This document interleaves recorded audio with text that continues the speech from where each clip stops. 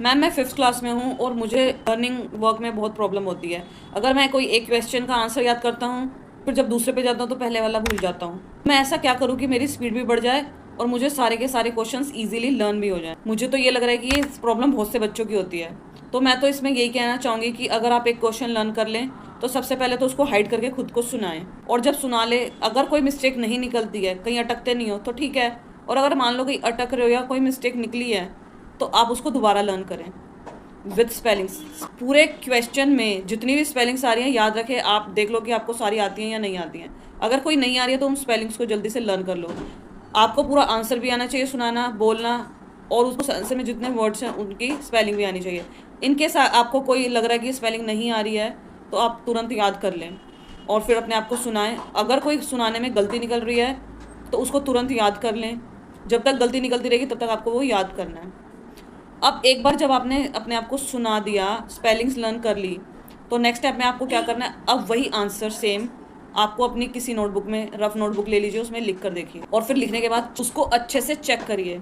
आपको आंसर में ये ज़रूर चेक करना है कि फर्स्ट लेटर आपने कैपिटल लिखा है या नहीं लिखा है, और एंड आपका फुल स्टॉप से होना चाहिए। अगर स्कूल की नोटबुक में ऐसा नहीं हुआ उससे हमें कोई लेना देना नहीं है। आपका अभी और एग्जाम में सभी आंसर में स्टार्टिंग का जो लेटर है वो कैपिटल आएगा, और एंड में आपको फुल स्टॉप लगाना नहीं भूलना है।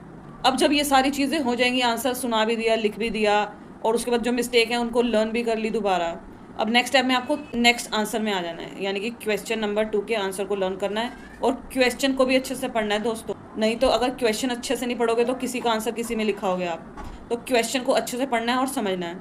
फिर जब आप नेक्स्ट पे आ जाओगे तो उसके बाद उसको भी सेम प्रोसेस से करना है, पहले सुनाना है और फिर लिख के देखना है, ठीक है। और थर्ड पे अब जब ये दोनों हो जाएंगे तो थर्ड पर अभी नहीं आना आपने। अभी आपको जो ये आपने न्यू वाला सेकंड किया है उसे तो सुना दिया, अब उसके बाद आपको पहले जो आपने लर्न किया था उसको दोबारा से रिवाइज करना है और दोबारा से सुना के देखना है कि आप भूल सेकंड करते करते आप कहीं फर्स्ट वाला तो नहीं भूल गए हो। और अगर भूल गए हो तो उसको दोबारा याद कर लो, और अगर नहीं भूले हो, सही से सुना पा रहे हो, तो थर्ड पर अब आप आ सकते हो। नहीं तो पहले उन दोनों को ही अच्छे से करो, उसके बाद थर्ड पर आओ। ऐसे ही जब थर्ड भी हो जाएगा तो फिर दोबारा से फर्स्ट, सेकंड, थर्ड दोबारा सुनाने आपको अपने। मान लो कि अब आपको फर्स्ट वाले में, सेकंड वाले में और थर्ड वाले में छोटी छोटी मिस्टेक्स निकल रही हैं, तो आप उनको अच्छे से दोबारा कर लो, अभी फोर्थ पर नहीं जाना।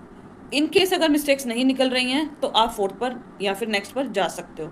जो मेरे पास स्टूडेंट्स पढ़ते हैं मैं तो उनको इसी प्रोसेस से पढ़ाती हूँ कि पहले फर्स्ट करो, फिर सेकेंड, फिर थर्ड, फिर फोर्थ, साथ में पीछे पीछे वाले भी रिवाइज करते जाओ।